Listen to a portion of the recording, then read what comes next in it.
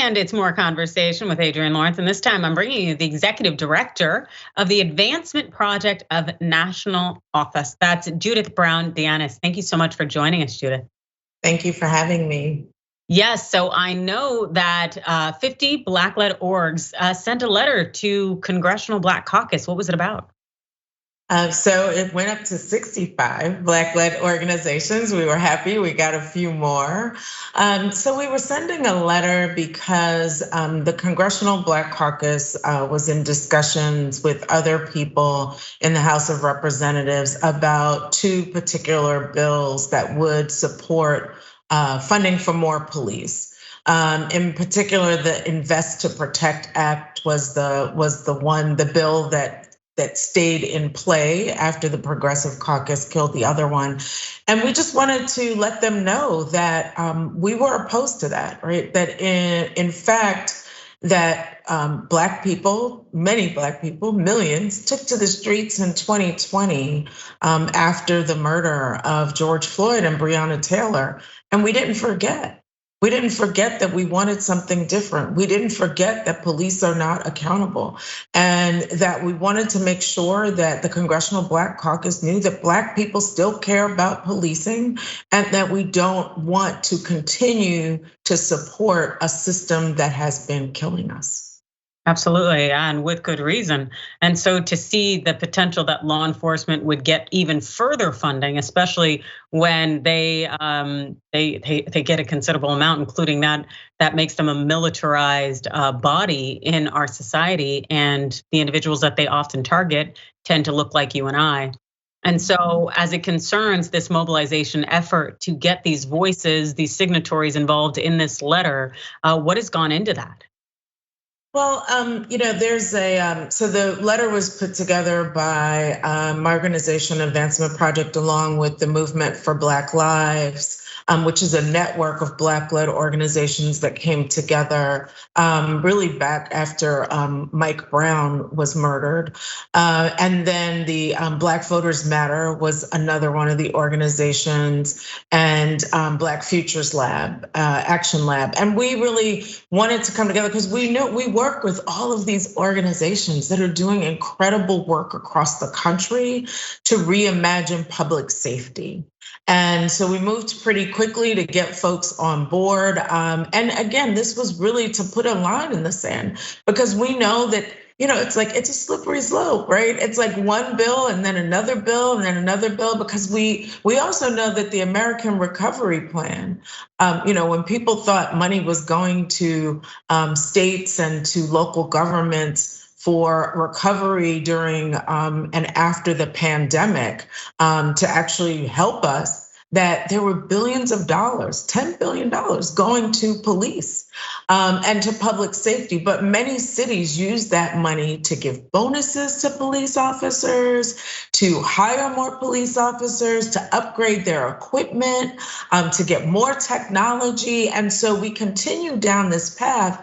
And and we're being told that in the media that there's just this violence issue and that everyone should care. And we have politicians running in the midterms who are running on who can be the toughest on crime. Meanwhile, Black folks are suffering under the knee and under the literal knee of the police. And so, there are a number of civil rights groups that meet with the Congressional Black Caucus all the time, but it's these smaller groups that are organizing in our communities, that are on the front lines, that don't get heard from often. And so we wanted to make sure their voices were in the mix. Absolutely, and having those voices be heard and hopefully respected and honored is something that's incredibly important, especially for the progress of our society. And as it concerns this letter and the voices who contributed to it, what do you think in the letter, at least in your position as an attorney and a civil rights movement individual who focuses on advocating for equality, what do you think is the most persuasive element in that letter? Well, I think I would hope that the most persuasive part is that, first of all, we pointed out the number of police killings that have happened very recently. I mean, Akron, Ohio is one. So we wanted to make sure they know that Black people are still being killed by the police, even though the media is not covering it as much. And two, that we have a different vision for public safety. And that different vision is that we really want to be supporting, reimagining public safety by supporting the things that we know will let our communities thrive. So, why are we criminalizing people who are unhoused instead of making sure they have housing, right? Why are we so quick to criminalize people who have drug addiction instead of giving them help? Maybe we know we need more mental health interventions for people instead of sending out the police, sending out mental health providers. We need schools that work for our young people and that have wraparound services for them. And so that's what we really want. And this comes back to like the whole conversation about defund the police, right? And the president saying, fund the police. And he's very clear, like those are the words that he uses, which is just kind of a pushback to the millions of people who took to the streets in 2020. And what we're saying is it's time to do something drastically different, because the police do not keep us safe. And we want something different than what we saw in the 1990s after the crime bill of 1994 added 100,000 more police to our streets. We know what happened as a result, that mass incarceration happened as a result. And yet we have a president who is ready to push forward on a safer America plan that would put 100,000 more police on the streets in the United States. And so we're hoping that we can continue to let people see a different vision of what safety means, and that it really means investing in us and our communities instead of the police. And so the letter notes that if Congress wants to improve public safety, that it should pursue legislative backed agendas like those outlined in the People's Response Act. What kind of examples do you have? Well, the People's Response Act is sponsored by Congresswoman Cori Bush, who is from St. Louis, where Mike Browne was murdered. And many of our organizations actually worked on putting that bill together. And again, that would invest in things like housing, violence interrupters, mental health interventions, all of the things that we need to thrive instead of giving money to the police.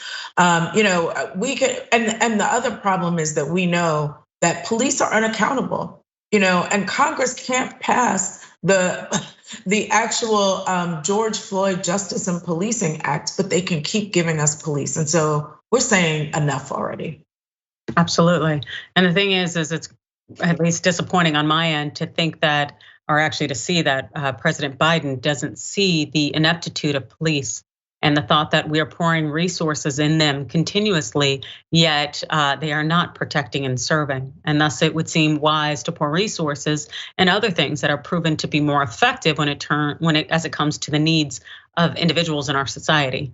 And so as it concerns the focus here with the letter and also the motivation behind it, what other kind of backing do you think may be necessary in order for the letter's objectives to actually be fulfilled? So the bill still has to go through the Senate, and we don't think we're hoping that it will not pass the Senate, but we also know that this was a trial balloon, that this was an opportunity for Democrats to see how far they could go on policing. And so while we hope it doesn't make it out of the Senate, what we really need to do is be prepared for this Safer America Act.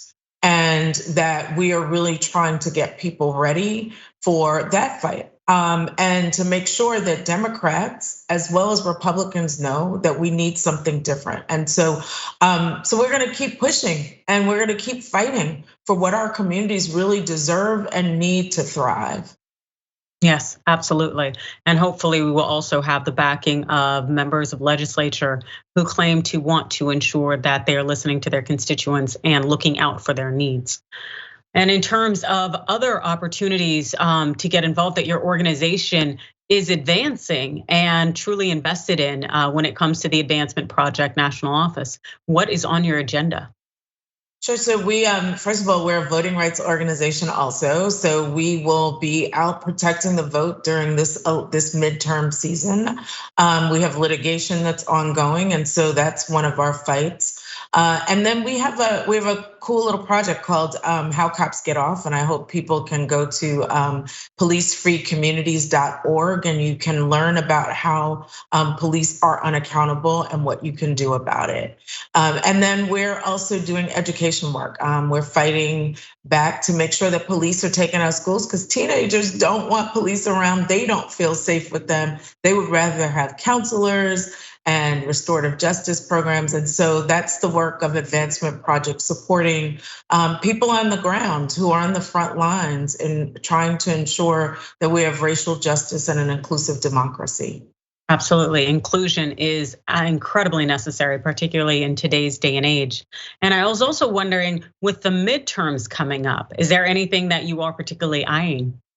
Yes, well, first of all, we're worried about the Supreme Court because there are a few decisions that we think will come down that will deal another blow to the Voting Rights Act.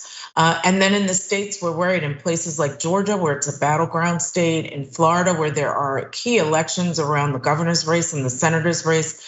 We are going to be monitoring to make sure that people actually have access to the polls, and worried about intimidation. And so, we are part of the Election Protection Coalition, and we hope people will call 1-866-RVOTE if they have a problem voting, but that we want to make sure people participate, because there's so much on the ballot this year about who is going to be in power, whether they're on our side on abortion bans, on voting rights, on inflation, and other issues that progressive folks care about.